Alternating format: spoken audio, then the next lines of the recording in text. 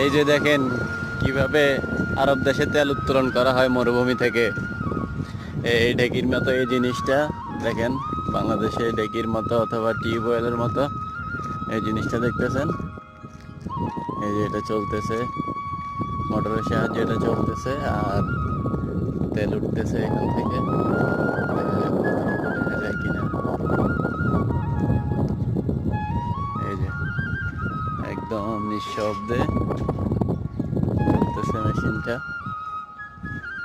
আর তেল উঠতেছে এই পাইপগুলো দিয়ে, তেল চলে যাচ্ছে একদম।